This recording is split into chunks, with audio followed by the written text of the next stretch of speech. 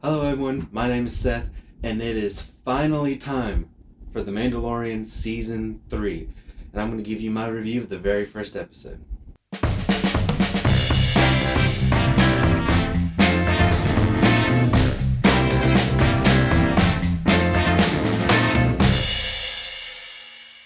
Now I called it Season 3, Episode 1. I guess technically it's Chapter 17, with how they've been labeling each of the episodes. Technically Chapter 17 is the first episode of Season 3, and I thought it was a pretty good episode. It didn't blow my socks off, but I had a good time with it, long story short. Now, it's been a few days since it has came out, so we're like right before Episode 2, or Chapter 18, I guess you would call it. And so with this, I'm going to go ahead and tell you that there's going to be a few spoilers in this. I'm not going to get into each tiny little detail, but I'm going to talk about some spoilers. I think I've given you enough time to kind of catch up on it and watch the episode. But before I go any further, go ahead and like the video, hit subscribe, and hit the bell icon so you can be notified when I upload a new video. So there's some interesting kind of background information to get to really before I start with this episode, because I feel like you might be a little bit lost if you're not up to date with everything Star Wars. I mean, if you can't tell, I love Star Wars. I got a whole bunch of figures behind me. I'm wearing a Star Wars shirt. Like, I love Star Wars. I got lightsabers over here. I absolutely love Star Wars. I try to stay as involved as possible. And so if you're not like me, you might be a little bit lost, because it just kind of starts out with him having Grogu again. And Jon Favreau, who's a writer, producer, he directs a couple of the episodes, really one of the creators of this series, along with Dave Filoni. He did an interview, I guess it came out the day that the episode premiered. At least that's when I saw that information. In this interview, he talked about how the timeline works for The Mandalorian and kind of how he envisions that. He says it's been like a couple years. And that makes sense when you see some of the development of Navarro. You see characters change and things like that. Things progress. That makes some sense. One thing I will say that I don't really think Star Wars does well is really show how long things take. Because watching the first couple seasons of The Mandalorian, you really could have thought that took place in like a couple of months or something like that. And so another thing that is important to know is some information from the Book of Boba Fett. In that show, a lot of people really kind of consider it like a Mandalorian season 2.5, because sometimes Boba Fett was kind of sidelined in his own show a little bit, and they really focus on the Mandalorian. That's where the Mandalorian gets Grogu back. He has been training with Luke Skywalker, and he makes the decision to go back to the Mandalorian, and they kind of come back together, and it's a big reunion, which I feel like should have been saved for this season, but it wasn't. So they did a pretty good job of explaining some of the things that you might have missed if you didn't watch the Book of Boba Fett, like how he needs to go to the mines on Mandalore to be cleansed of his sins from his tribe. So I really liked how they kind of recapped real quick some of the main plot points in the Book of Boba Fett, just in case you didn't watch it.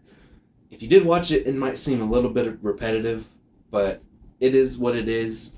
Not everybody's going to see everything, and you don't want somebody to miss out on something that's really that important. I will say from the beginning, I think a lot of people kind of got faked out thinking that that was a flashback, but it was really cool how they did that. When that giant space alligator came in, and then Din comes flying in the modified Naboo starfighter. I thought they did a pretty good job of subverting expectations there.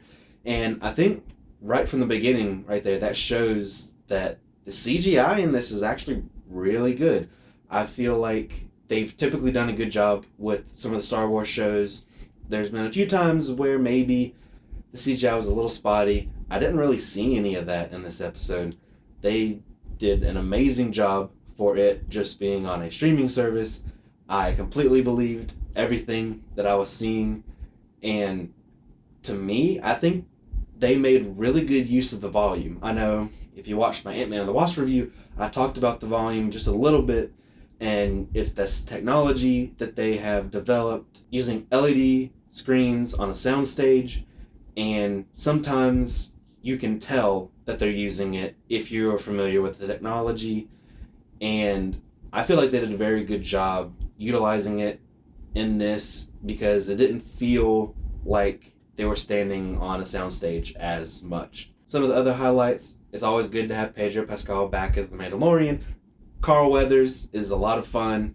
I've loved his character in this. It's really cool to see how his character has kind of evolved throughout the series, and now he's a high magistrate trying to make Navarro reputable. I think that's a really cool thing to see throughout the series and throughout time in the story, that Navarro has changed a whole lot from what we saw in season 1, and so has Grief Karga.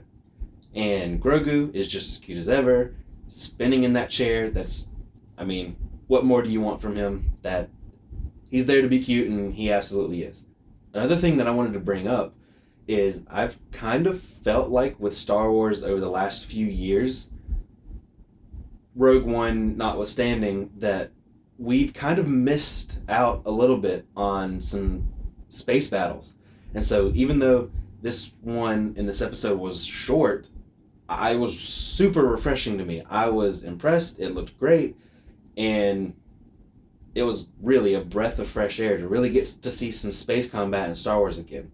And I feel like the thread that they've laid down with the pirates is really cool. I love the design of that Pirate King, whatever. Kind of looks like a tree man with like moss hanging all over him. It's cool. I really like that design, and I'm excited to see where they go from there. And Katie Sackhoff, in the little bit that she's in it, is great. She's always great in everything. I'm excited to see more from her and more from Bo-Katan as the season goes on. One thing I will say about the story that they have set up with laying down some of the threads and things like that that'll continue through the season, it really does kind of feel like a video game, like a big open world RPG, and you have these side missions that you're doing, you have these side characters you're meeting, and you have these different quests that you have to go on for them. So maybe not a part of the main Golden Path storyline, but it is something that helps fill in the world, fill in the characters, and it really contributes to the main story, even though if it's not directly tied in. I really think that kind of gives a unique flair to The Mandalorian.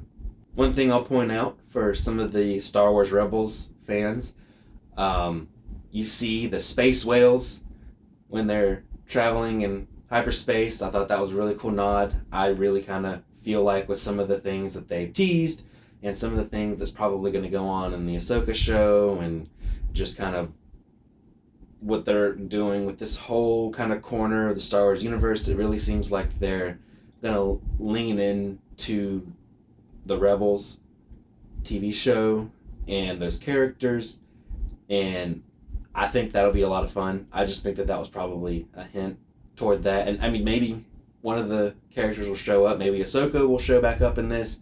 Maybe Sabine will be with Ahsoka when she shows up. Something. But I really do believe that the Rebels will tie in somehow to this. But they got back into season 3 really without missing a beat, and that's fantastic. I enjoyed the episode. I had fun with it.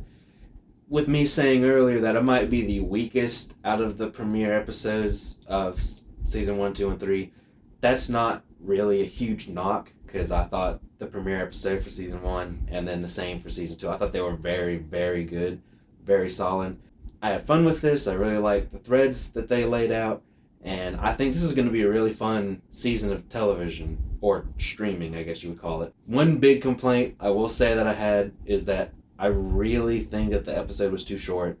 I know a lot of people have said that about some of the Marvel shows on Disney Plus and some of the other Star Wars shows on Disney Plus, but I really do feel like it was a little bit too short. Some of the things felt kind of rushed, and I really wish that they would kind of sometimes slow down and take their time. I guess maybe got a little bit spoiled because of The Last of Us on HBO Max.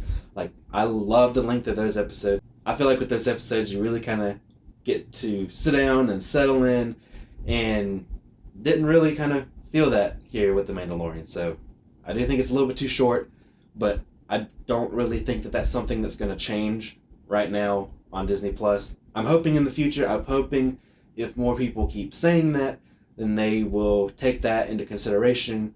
But again, I still really enjoyed this episode. I'm really excited to see the second episode and just to see where the story goes from here. So that's it. That's my review of episode 1 of season 3 of The Mandalorian. I guess also chapter 17. If you saw it, let me know what you thought in the comments down below. Did you like it? Did you not? Leave a comment. Let me know what you thought. Go ahead and like the video, hit subscribe, hit the bell icon so you can receive notifications for when I upload my next video, and I'll see you next time.